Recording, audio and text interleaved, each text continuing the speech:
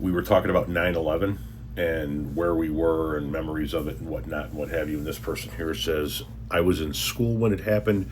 We were moving between classes when someone came over the PA with the news. It was like the entire school froze in time. I've done videos about this in the past, but I'll rehash it here again. I was at work. We were working at I can't remember if it was the Barrington Fire Department, if it was the South Barrington Fire Department. I was working for a company out of the northwest suburbs, and I was a project manager, and I had a crew at, I think it was the South Barrington Fire Department, doing some, like, replacing a few things here, there, touching things up, whatever the case may be. And I remember I was standing next to the truck. Back then, that project manager position wasn't a pickup truck that I drove around. It was an international dump truck with a dyno wall trailer, so I could move materials and supplies around for my crews. And I'm standing there, and I've got the door to the truck open, but I'm standing on the ground, and I'm doing some paperwork, kind of like on the little step, and I've got the radio going, and it came over the news that a plane had hit the tower. I usually listen to, back in those days, and when I was at work, I would listen to AM news radio, and I hear this, and I climb up into the bed, and I turn into the bed, and the cab, and the bed, and I turn the volume up, and I'm listening to it, and I was like, oh, what the fuck? And initially, a lot of people, including myself, thought, wow, what kind of a fucking pilot can't see a building in front of him? Because we all thought it was an accident.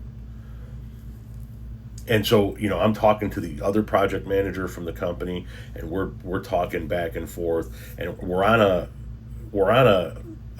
line that included our boss. And all of a sudden, the second plane hit the second tower, and we were like, what the fuck is going on? And I told my crew, stay put. I knew that the other project manager was going to head to the boss. The boss's home was on the same property as, like, the barn and the equipment was. And so I went to the boss's house, and the other project manager was there. It was the boss, his wife, and the two of us, and we're standing in his living room, and we're watching all of this unfold on TV in absolute stunned silence. And as it became clear that this was an attack, and the towers were targeted, and that other planes might be involved, the first thing I did was I got the fuck out of the house, and I called my wife, and I'm like, go, get out of there, because we lived really close to O'Hare Airport at the time, and she worked in nothing even close, obviously, to the World Trade Centers, but she worked in a high-rise building in the northwest burbs, close to the airport, and I was like, I don't know what the hell's going on, but clearly this is not an accident. Clearly this is not over. So please go get Maggie. She was our daughter was in daycare. She was our only kid at the time. She was only a few months old. I'm like, go get Maggie and go to your aunt's house all the way out in Streamwood, as far away from the cities, tall buildings, and airports as you can. Because it was total chaos. And then for days, it was just nothing but wall-to-wall coverage of what was happening at Ground Zero, what was happening at the Pentagon, what was happening in Pennsylvania, what was happening as far as our federal government's response was beginning to ramp up. I've never in my life lived in the Chicagoland area and not heard airplanes in the air, other than that time. We lived, a couple of miles from O'Hare Airport at best at the time. Silence.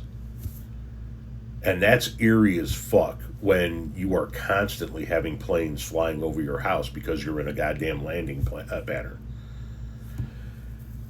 It was one of the more bizarre moments of news moments of my life. I've had several news moments. The Tylenol scare and Oklahoma City, and even when I was much younger, you had Gacy. But in my adulthood, other news stories that have been major news stories. Even in my childhood, one of the biggest news stories of my life, the shuttle explosion, right?